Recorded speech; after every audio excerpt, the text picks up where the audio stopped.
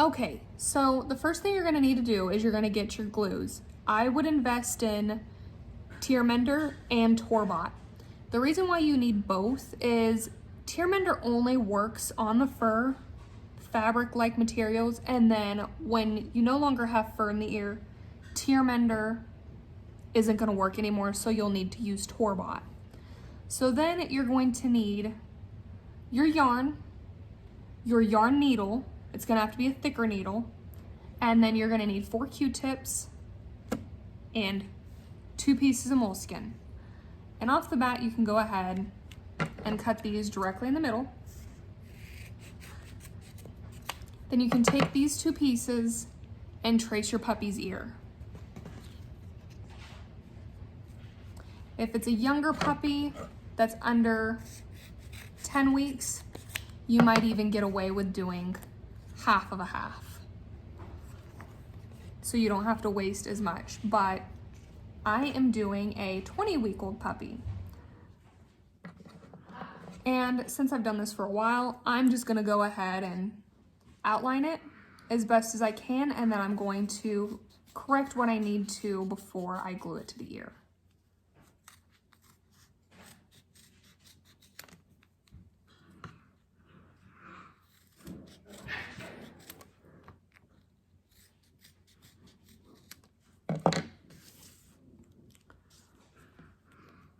All right, and now that I have that cut out, I'm going to go ahead and peel off this.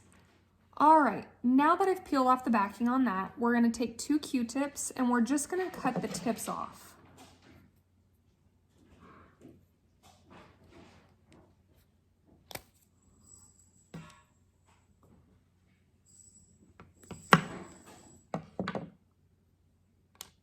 Then what you'll do is you're going to kind of make a teepee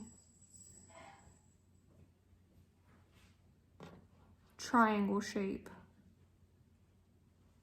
And you don't want it too close to the edge because you don't want it to come out. And I'm also going to show you guys a little secret to keep that in.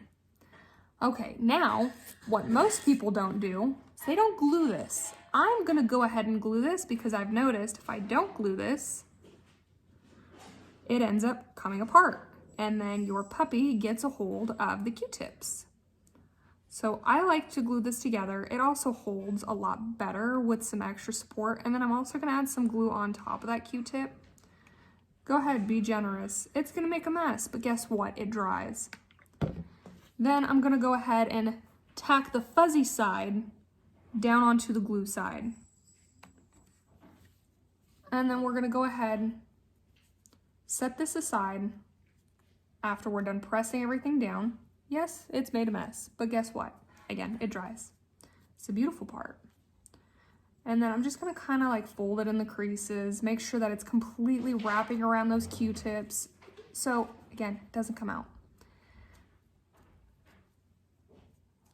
Then now you see the backing can still be peeled off because we're going to peel this off, glue this, and tack that into the ear. So this moleskin piece, we're gonna line this in the ear. And doing this one-handedly sucks. So we're going to line this in the ear and place it right above that button. Then what's ever left over, we're going to trim to make sure it's comfortable in his ear. So I can already tell you that this end needs to be slightly trimmed just so it's comfortable within the ear. And while we have it up, we are going to mark exactly where we want this to line up so we can tie the strings together. Okay, so now that we have this mark, we are going to get that yarn through.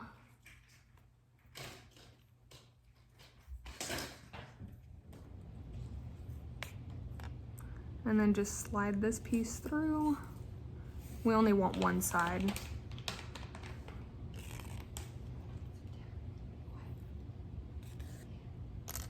And then we're going to line these 2 pieces up to make sure they're even. And then all I do is loop it to make a knot. and get it as close as possible. And now we are ready to set in the ear. Okay, so now for this next part, I'm going to peel off the backs of each of them, and then I'm gonna add glue. So depending on whether or not your dog has fur in the ear, because if you've already taped, they've probably lost fur. So if they have fur, use tear mender. If they don't have fur, use Torbot. What I like to do is I like to glue the bottom with Torbot because there's usually not fur, and then around with tear mender. Tear mender lasts a really long time. So now that I have it saturated with glue, we are going to place this in the ear.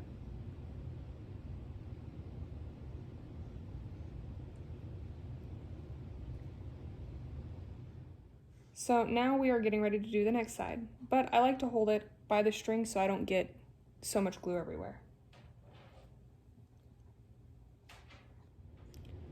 So now we are tying it in the middle to bring them together.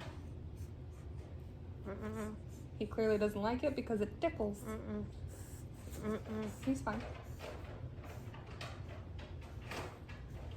And while we do this, we want to make sure we do not get puppy hairs in it, or it's going to be very uncomfortable for him. All right, now that we have it tied once, we are going to double it and do it one more time. And the nice thing is if they move and you don't get it as close together as you want, you can go back to tear mender and go ahead and add some glue to the pieces of string and kind of close it in, if that makes sense. All right, and now we are going to trim the excess.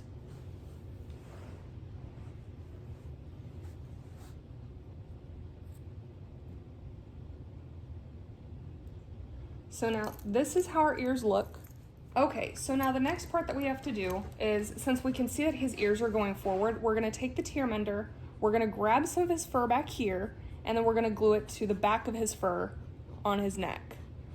So the reason why I do that is so we can prop the ears up so they don't keep looking droopy. And yes, it is glue, it's going to stay in the fur for quite a bit of time, but it comes out on its own. As he sheds and everything, and as he ages, it'll come out. So now we're gonna do that portion. Okay, so as I'm doing this portion, I'm going to hold his head firmly and figure out where I want to tack it exactly, where the ear looks nice. Okay, so now I have an estimate of where I want it. So I'm just going to dab just a little bit on my finger, place it right here, and then bring it back just a tad.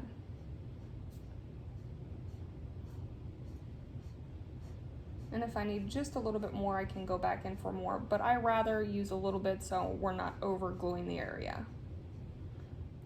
And while you do this, try to make sure that you only glue the fur and keep as far away from the skin as possible, so if they do pull it, it doesn't hurt their skin. All right, and now we're gonna do the next ear. Okay, so now we can see this is what our puppy looks like. And the last thing I recommend to do is, so they don't look flat, kind of grab your fingers and curve it in just a little bit so you don't have flat ears. You want it to have like a nice curve, or it looks a little weird. And there you go. His ears are all done.